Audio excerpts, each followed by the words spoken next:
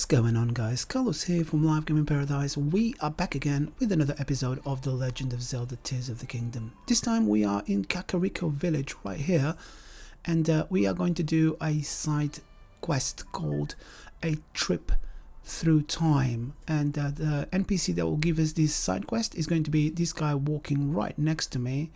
But yeah, Kakariko village, that's where we're going to be. So his name is Bogot.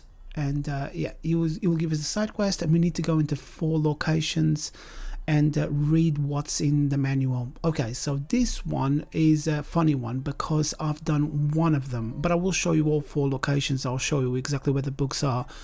But you actually do one through another quest where you have to wake up the foreman or something like that. You know, one of the initial quests that I've done, and the book is on the table, so if you read it, that will be one of the locations that you're going to be missing when you come to do this side quest. But I didn't pick up the side quest, so as you can see, I'm going to pick it up right now, and it's going to show up as if I've just picked it up for the first time.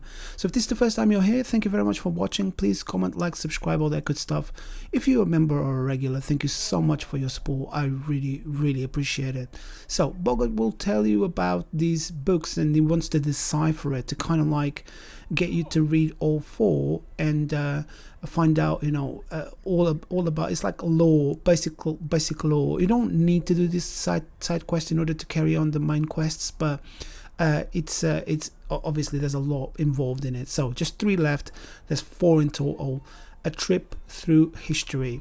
So first thing, we're gonna need to go into the map, and I'm going to mark all the locations that you need to go into in order to get it. I will go there, but I will show you exactly where it is. So this is the first location, and then we're going to come up to the top here, and we're going to have the second location, which is going to be right in here.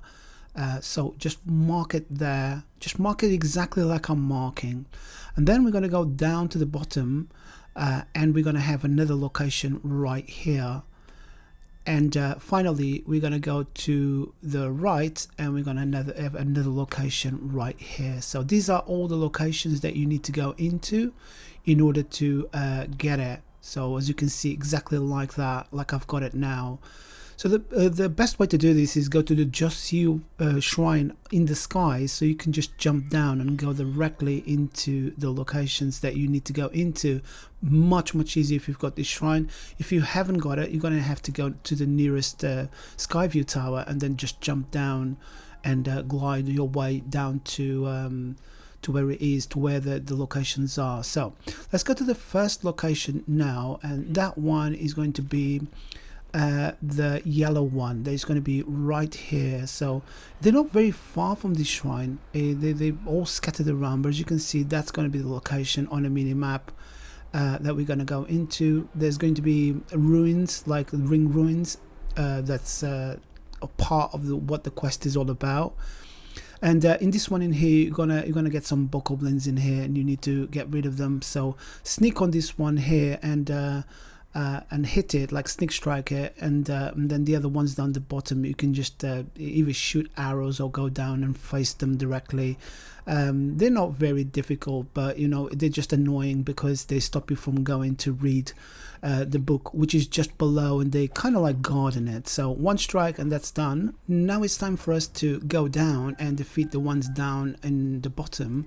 And there's going to be a chest in here. Just pick up what's inside the chest. Might as well just pick up all of this stuff since you're here. And this is 5 giant bright bloom seeds in here, and all of the bits that you've taken out of the guys in here. So if you go to the left in here, you're going to see that there's an opening in the ring ruin, and the book is right here. So that's our first book. So we're going to pick up all the books in it, to begin with, and then we're going to go and see him again and show him the books, and we'll be able to conclude the quest then, instead of going back after each one of them. So now we're going to go to the second one, and the second one we need to go back to the map.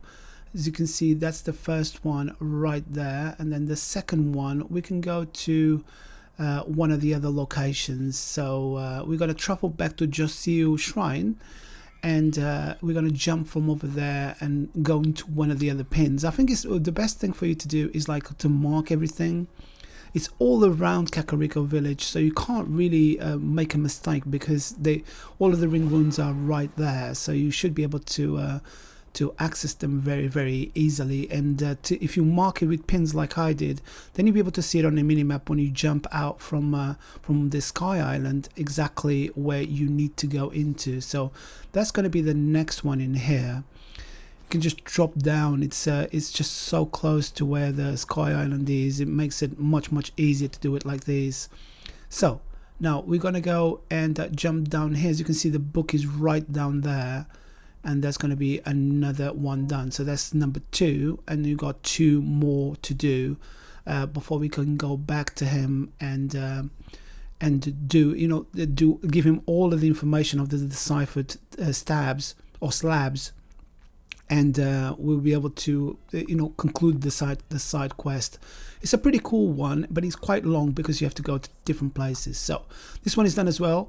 Now let's go back onto the Josue shrine, and we're going to go and do the red one now. And the red one is the one that I was talking about, that I've done it already, but I'm just going to show you exactly where the location is, what it looks like.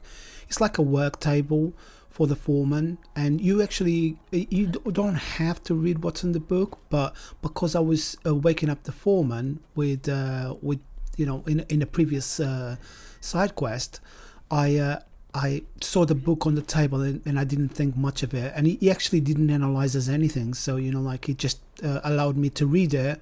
There was a little bit of information on it, but I didn't really take no notice. And then obviously when I start doing this side quest, that's when I realized that I already had the information from one book and I needed 3 more, but I'm showing you all the locations for all of them anyway. So right, so this one is like the one that is blocked off in Kakariko Village. So Kakariko Village is right down there, and then this one is kind of like blocked off in here, and we need to go to the foreman's desk, which is going to be right here, and there's like a bed as well in there. So right down here, which if you've done all the quests that I've done, if you've been kind of like reading all of my quests and like watching all of my videos, then you probably would have come through here as well. So you probably will have this one as well, because I have picked it up and I didn't even really think much of it. It's one of those things. But this is another location where there's a bed on the floor there, and there's the book in here, and you need to read what's in the book. And then we're just missing one more location, and we would have completed this one. So there's the purple location, is going to be right there next to the hole on the top. So we're going to go back onto the Josue shrine and jump from there. It makes life a lot easier to do it like that. I mean, if you haven't got this shrine, it's a great opportunity to do a search on my channel and find out how to do this shrine, because it's quite useful to do this quest if you have this shrine done already. So we're going to go in the general location of the purple pin, and just have to jump through here. They're all fairly close to Kakariko Village. I don't think there's any there is too far away. You can glide there easily with a wheel of stamina anyway. It's not very far at all. So we just keep on going down this way through the clouds and try to get to where that ruin is, which is going to be right down here. We just have to go a little bit further. Here we go. So there's a dragon getting inside of that malice, that hole, that chasm. I've never seen that before. It's so odd. Like when I was coming to do this one, I just looked to the side and look at that. That is crazy stuff. I didn't know that the dragons did that. Well, they do in Tears of the Kingdom.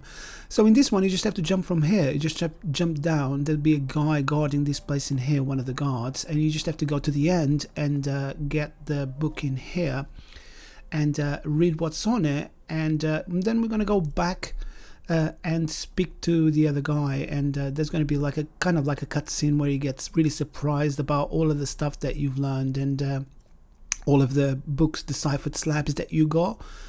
So he makes like a kind of like a deduction or of some sort, so we're going to go back to him. So now we can just go to the shrine. If you've got the shrine in Kakariko Village, you can just go there and glide down, because you won't have to glide you know, very far. He's going to be walking around down here, and he's actually going to bed now because it's quite late. It's 10 o'clock. But he will still see you, and he will finish the side quest with you. So as a reward to do this side quest, Boggart will give you 3 thunder wing butterflies. They can be used for cooking with monster parts, apparently that's what it says. So we gotta experiment with that as well. So I guess this is it for this one, guys. Thank you very much for watching. If you did like this video, or if this video helped you, please give us a like.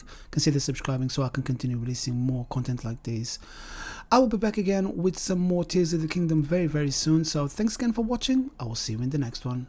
Goodbye.